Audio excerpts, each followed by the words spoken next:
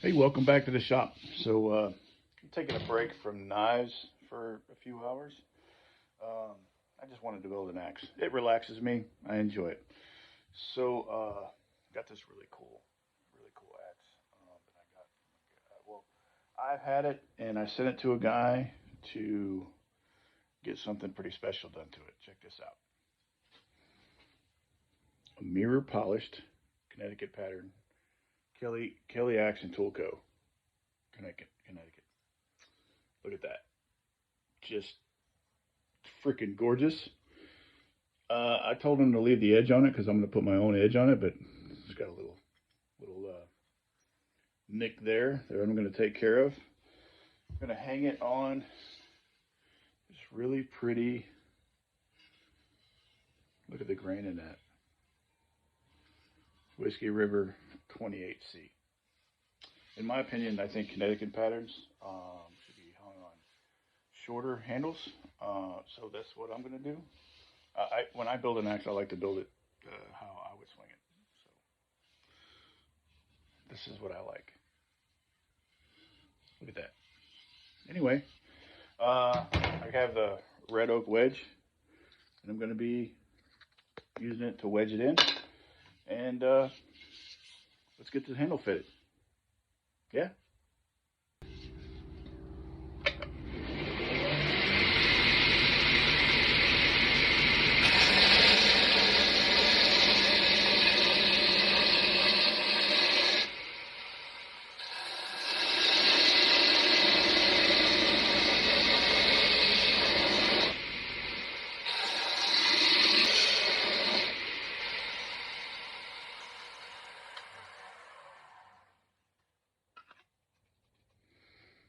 Take a second to show you guys what I'm doing. So I only fitted like the first couple inches, basically the width of my grinder, just to make sure I get it on there. And it's on about an inch. So when I do handles, I like to take them off the back and not the front. Take it off the front, you take away from the grain that goes straight down into the handle. So you're going to have a lot of run out. Right here, you're just going to take it off. If you have any run out, it's going to be just right there. So take it off the back, and that way you're safe from taking off the front. You're taking away from the handle itself. So that's what I'm doing. So now that I got it to where it fits down a little bit, I'm going to do it again, and it's going to be a little bit bigger. And yeah, ready to keep going.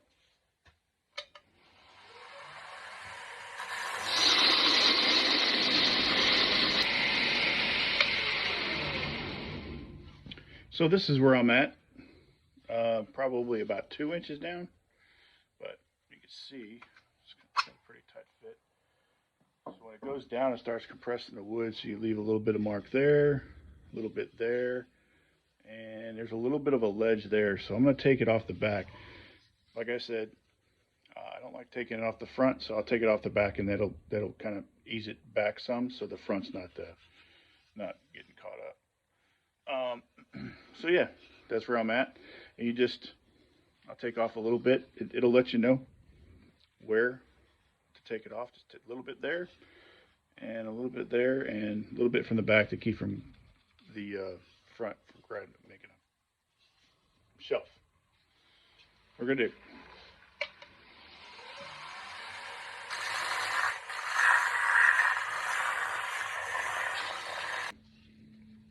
So you see I got these shoulders still, so I'm going to start taking these shoulders off because the axe is coming down to about right there now.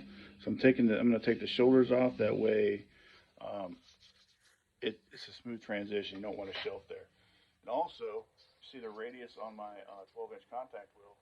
It's going to be right along where I need it to be. That way, yeah, it'll work. It just works. It works out. So that's what I'm going to do right now.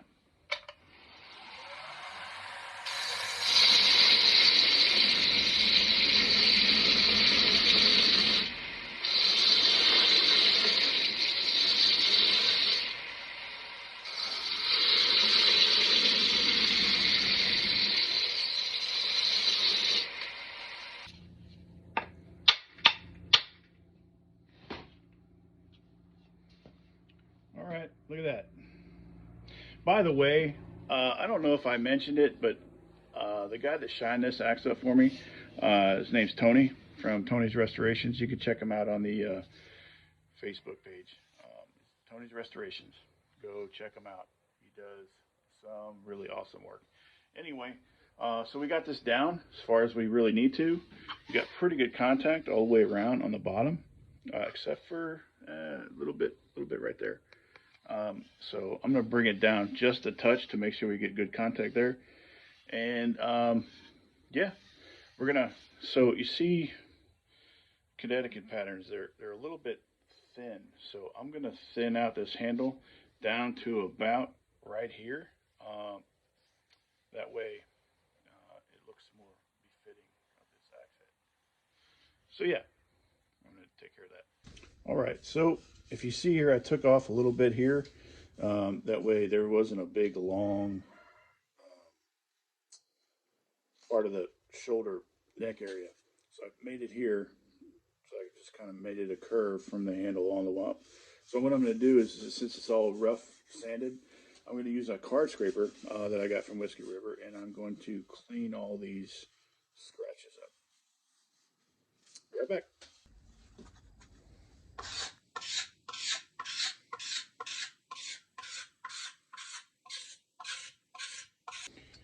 So I got this contoured one.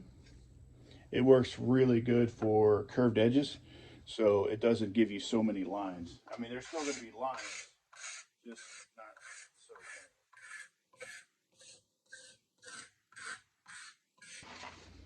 many. All right, got it all cleaned up. Now I'm going to put it on the palm sander and get it nice and smooth.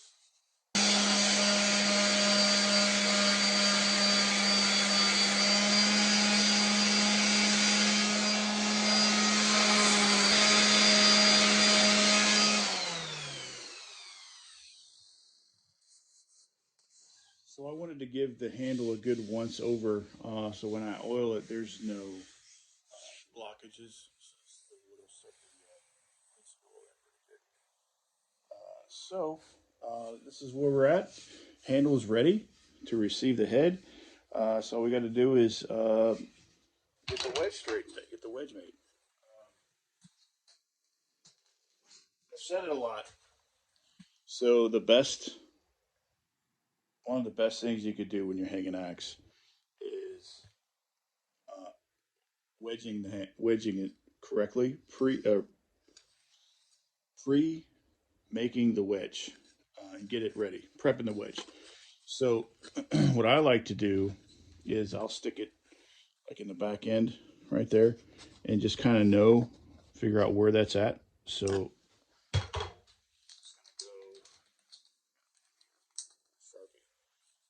just put a little mark right there, and I'm going to cut the wedge all the way up from that spot, and then we'll get it sanded.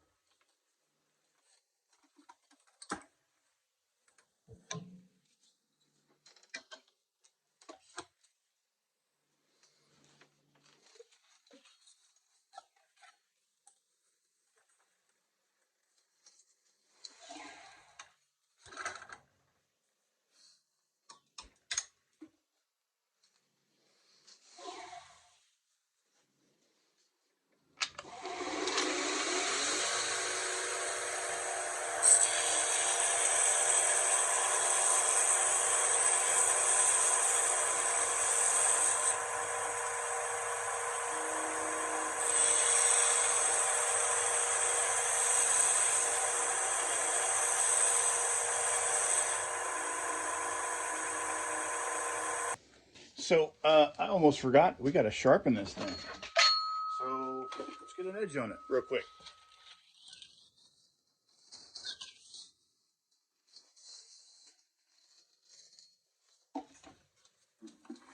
Starting out with 36 grit.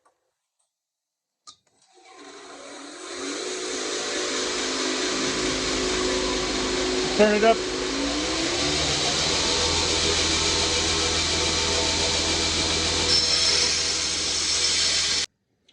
So the grit progression, the first one was 36. This one is 40. Then we're going to go to 60, 80, 120, 220, 320, 400. Then we're going to go to conditioning belts and then a buffing belt. So I'm going to leave you guys out of all that. When I get close, I'll come back.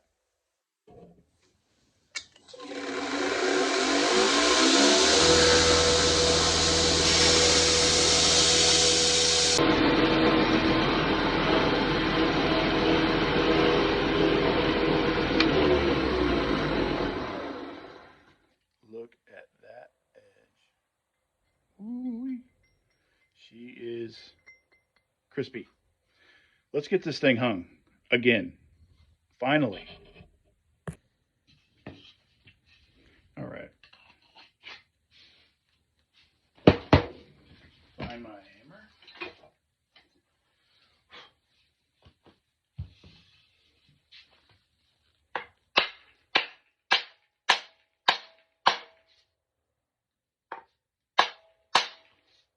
She's there. Yep. A little bit of linseed oil.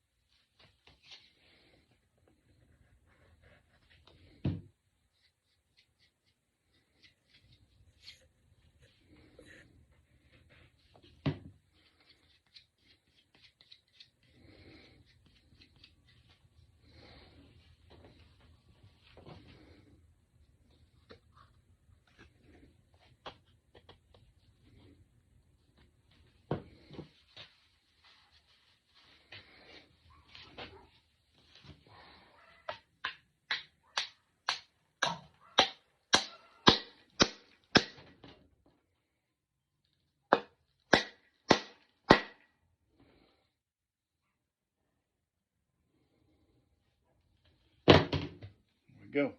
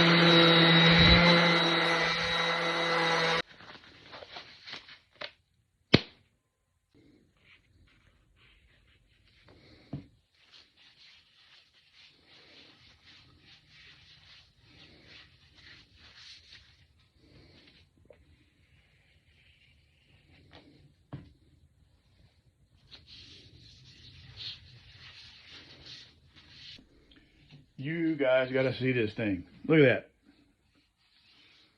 Nice wedge on it. Kelly Action Tool Co. And I put a scroll knob on it. Check that out. There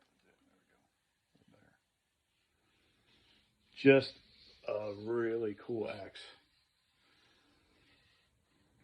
Amazing.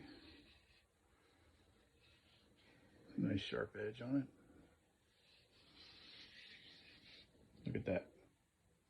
28-inch Whiskey River. 28C. Just a badass axe. I dig it. I appreciate y'all staying around. I know it's a long one, but I wanted to hang an axe, and this is the one I hung. You guys have a great day. I'll talk to you later.